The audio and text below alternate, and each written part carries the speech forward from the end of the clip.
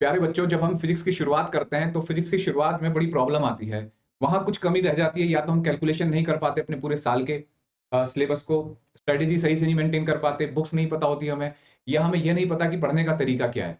और क्या अंतर होता है कि हम केवल 11th पढ़ें या 11th के साथ नीट की प्रिपरेशन करें या जेईई की प्रिपरेशन करें, तो क्या डिफरेंस होगा इनकी पढ़ाई के तरीके में।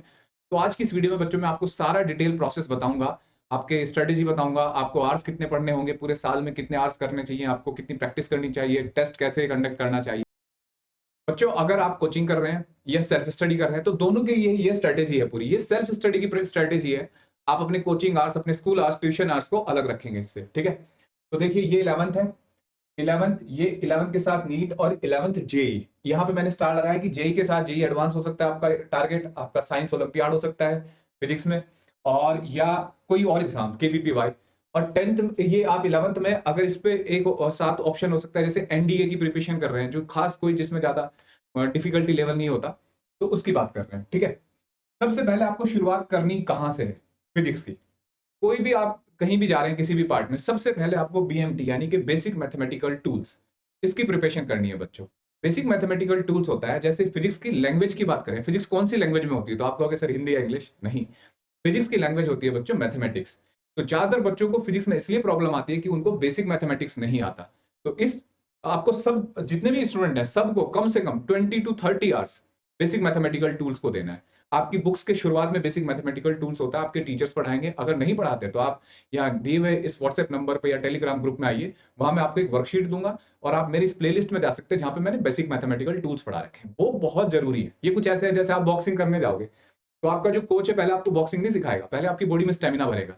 वो कैसे? आपको एक्सरसाइज कराएगा, जंप रेस लगवाएगा आपसे 10-10 किलोमीटर। तो ये स्टेमिना बनाने के लिए ये बहुत जरूरी है। अगर आपको ये नहीं आता तो फिर फिजिक्स नहीं आने वाली। मैंने ऐसे बच्चे देखे हैं कि 2-2 साल ड्रॉप करके बैठे होते हैं क्लास में। जब मैं फिजिक्स पढ़ाता हूँ, सर हमें मैथ्स इंटीग्रेशन नहीं आता, सर हमें वेक्टर नहीं आता। तो ऐसे बच्चे भाई क्रैक नहीं कर पाते फिजिक्स को। तो सबसे पहले आपको बेसिक मैथमेटिकल टूल्स, ठीक है। यहाँ मैंने डिफिकल्टी लेवल को समझाने की कोशिश करी है। अगर फिजिक्स के डिफिकल्टी लेवल को देखें तो 5 अगर डिफिकल्टी लेवल होते हैं।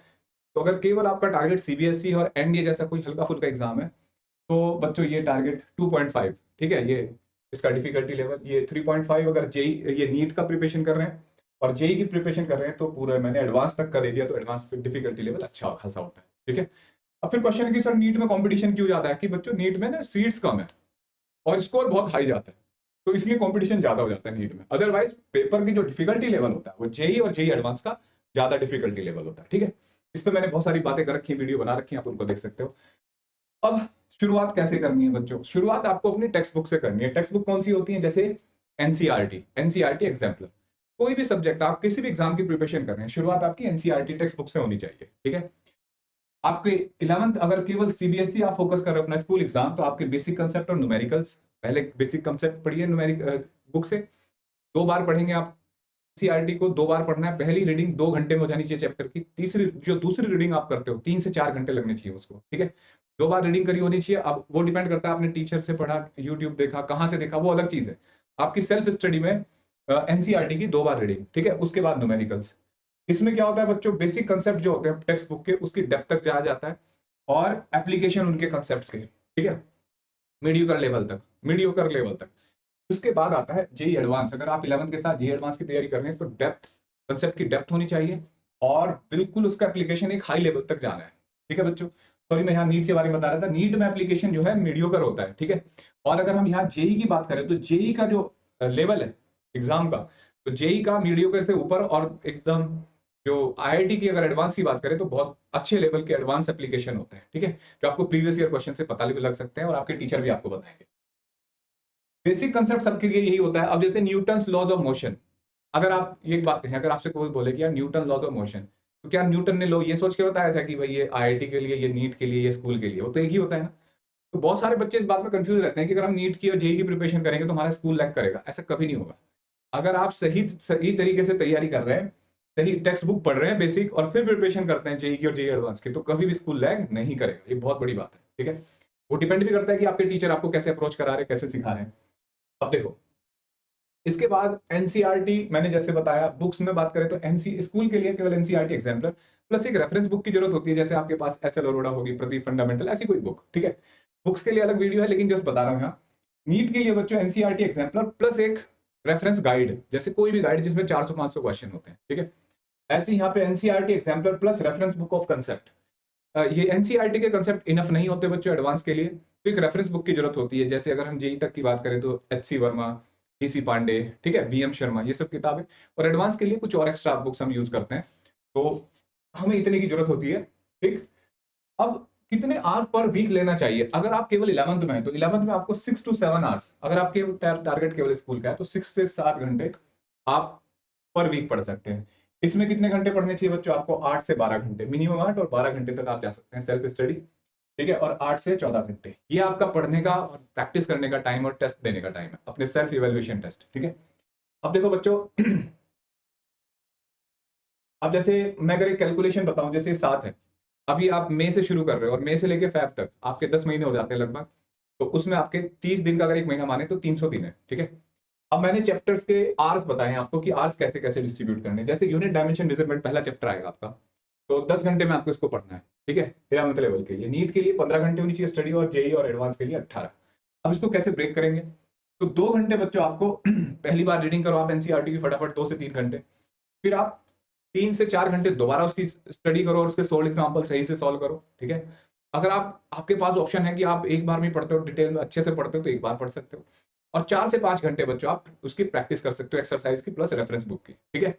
आसान चैप्टर है बिल्कुल। यहाँ नीट में क्या करना है, एनसीईआरटी करी आपने, टेक्स्ट बुक करी, टेक्स्ट बुक के एक्सरसाइज के क्वेश्चन करें, और उसके बाद आप क्या करेंगे बच्चों, एक ऑब्जेक्टिव बुक से लगभग 200 से 250 क्वेश्चन बनाएंगे। आपका टारगेट रखना है जेई और नीट में हमेशा हर चैप्टर के साथ 400 क्वेश्चन ऑब्जेक्टिव फिक्स करने हैं आपको कम से कम, ठीक है।